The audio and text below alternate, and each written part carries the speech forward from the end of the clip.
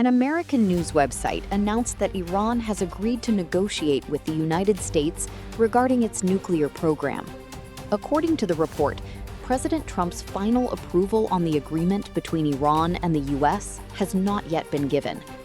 On the other hand, the U.S. Secretary of the Treasury stated that the economic campaign against the Iranian government, dubbed Operation Curie, is ongoing. Spatpitson, the official's name, indicated that Iran's economy and currency are deteriorating significantly, and the restrictions preventing Iranian airlines from landing, securing fuel supplies, and conducting ticket sales will continue. Another country has been added to the list of nations falling under Trump's targets. He warned that they would dismantle and destroy even their ally, Oman. No one can control the Strait of Hormuz. This is an international maritime territory, Trump stated.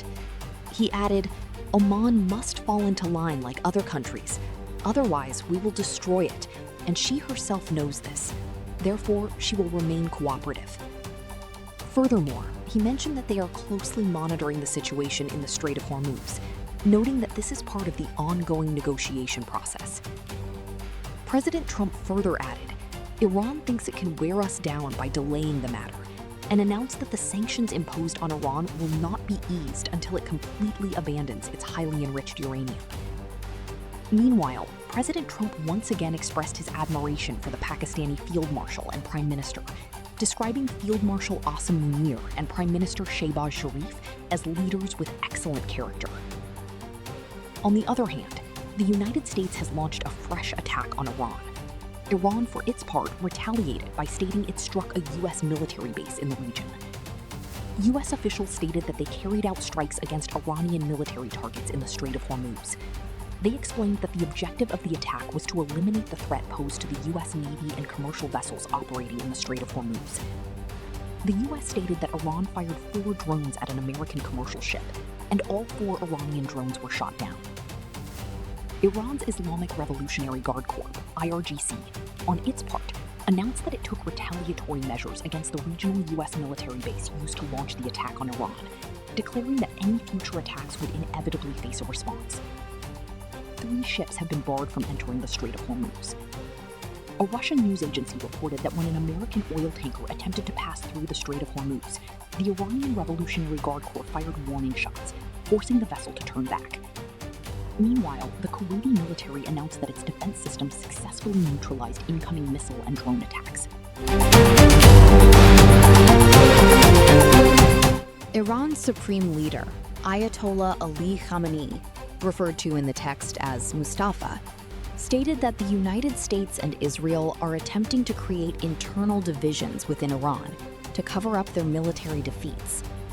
According to a statement broadcast by Iranian state media, Khamenei said, in addition to imposing war, exerting economic pressure, and spreading political propaganda, the enemy is now executing a plan to divide the Iranian people in order to hide its military defeats.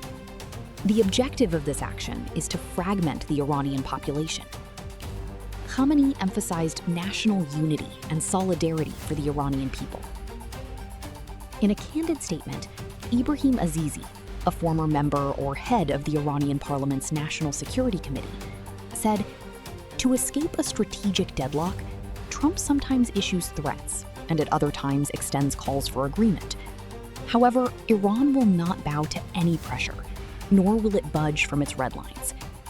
He added that Iran possesses the right to enrich and own uranium, asserting that its upper hand over the U.S. will continue, and that the complete lifting of sanctions remains Iran's primary demand.